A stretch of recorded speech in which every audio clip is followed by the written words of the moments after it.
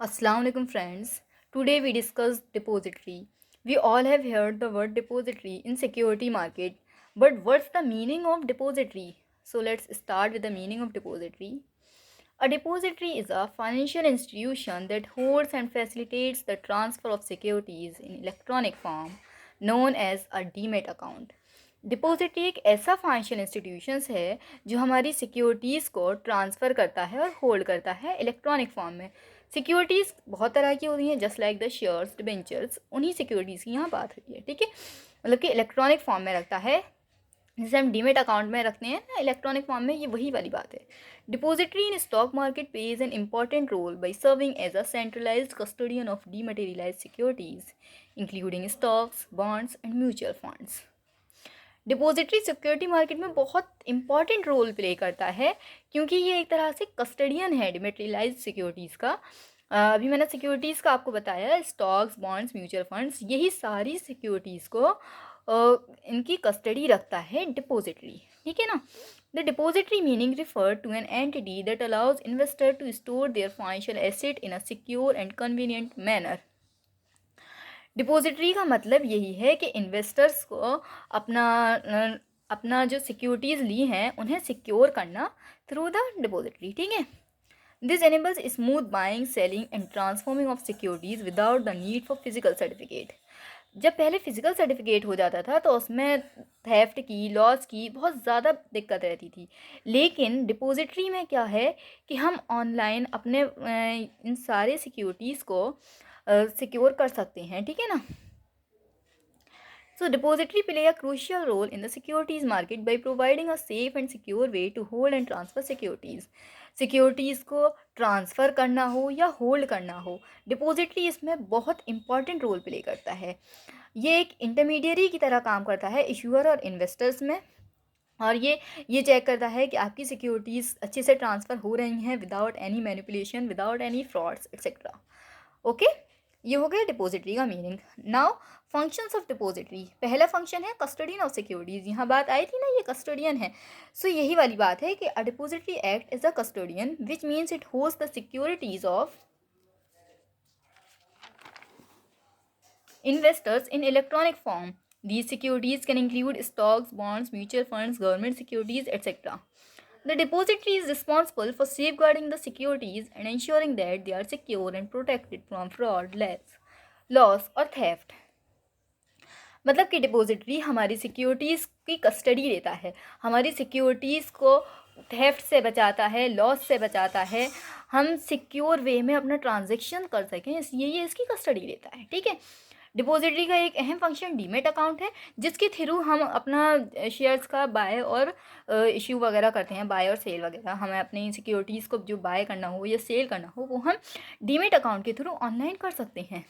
Demat account एक electronic platform है जहां हम अपने शेयर्स को इश्यू करते हैं या सेल करना है सिक्योरिटीज़ को, जो भी है। ठीक है ना। A depository enables the opening and maintenance of demat account for individual and institution. Depository क्या करता है कि डीमेट अकाउंट्स को चेक करता है कि इनकी ओपनिंग और मेंटेनेंस वगैरह इंडिविजुअल्स को और इंस्टीट्यूशन को सही तरीके से हो रही है या नहीं। ये सारे काम डिपॉजिटरी का है कि डीमेट अकाउंट को अच्छे से मेंटेन रखना। ठीक है, transactions like buying and selling of securities are executed through this account. और जो भी ट्रांजेक्शन्स होती हैं वो सब डीमेट अकाउंट के ही अंडर में होते हैं। ठीक है, अगर हमें शेयर मार्केट में इन्वेस्ट करना है, सिक्योरिटीज़ को परचेज करना है, तो first of all we have to open the demat account. Demat account के थ्रू ही हम अपना इलेक्ट्रॉनिक फॉर्म में शेयर्स को या कोई भी सिक्योरिटी को परचेज या सेल कर सकते हैं। ठीक है ना। इससे हमारा फिजिकल सर्टिफिकेट के लॉस का, डैमेज का रिस्क रिड्यूस होता है क्योंकि ये इलेक्ट्रॉनिक फॉर्म में होता है और इलेक्ट्रॉनिक फॉर्म में ये बहुत सेफ होता है। ठीक है। Now dematerialisation. सो डीमटेरियलाइजेशन ऐसा प्रोसेस है जिसमें हम अपना फिजिकल जो सर्टिफिकेट्स होते हैं उसे हम इलेक्ट्रॉनिक फॉर्म में कन्वर्ट करते हैं, क्योंकि फिजिकल फॉर्म में अक्सर ये हो जाता है कि हमारा कोई सर्टिफिकेट थेफ्ट हो गया या फिर कुछ लॉस हो गया, कुछ डैमेज हो गया, लेकिन डीमटेरियलाइजेशन में बहुत सेफ गार्डिंग होती है। तो डीमटेरियलाइजेशन में इलेक्ट्रॉनिक फॉर्म में हम कन्वर्ट करते हैं। ठीक है ना।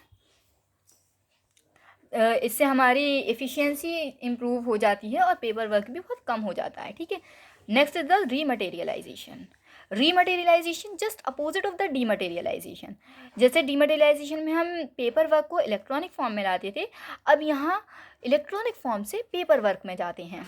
कुछ लोगों को लगता है कि नहीं, हमारे पास फिजिकल सर्टिफिकेट होना ज़रूरी है, कोई शेयर्स हम परचेज़ कर रहे हैं, कोई सिक्योरिटीज़ को परचेज़ कर रहे हैं या सेल कर रहे हैं, तो हमारे पास एक पेपर होना चाहिए, फिजिकल सर्टिफिकेट होना चाहिए। तो डिपॉजिटरी ये वाली फैसिलिटी भी प्रोवाइड कराते हैं कि हमारे जो हमने शेयर्स या डिबेंचर्स या कोई भी सिक्योरिटी परचेज़ करी है या सेल कर रहे हैं, तो उसको इलेक्ट्रॉनिक फॉर्म से फिजिकल सर्टिफिकेट में कन्वर्ट कराते हैं। ठीक है ना। Now it is the mortgage. And depository play a role for the mortgage. Also, depositories allow investors to pledge or hypothecate their securities in favor of financial institutions to obtain loans. In the process, the securities in the demat account serve as collateral and the depository keeps records of such pledges or mortgages. सारे जो mortgage वगैरह के records हैं वो सब depository ही manage करता है। ठीक है ना। Now keeping complete records. Depository सारे रिकॉर्ड्स रखता है, आपने कब कौन सी सिक्योरिटी परचेज़ करी है, कब क्या सेल करी है, कब ट्रांसफ़र करी है, कब ओनरशिप ट्रांसफ़र करी है, और क्या प्लेज रखा है आपने, क्या मॉर्गेज पर रखा है, कोई चेंज करा है आपने ओनरशिप में, या कुछ भी हो, वो सारी चीज़ें मेंटेन कौन करता है? डिपॉजिटरी। ठीक है ना। और ये रिकॉर्ड्स अपडेट भी होते रहते हैं। सो ये हो गए हमारे functions, meaning and functions. I hope आप लोग को ये चीज़ें समझ में आ गई। Thank you.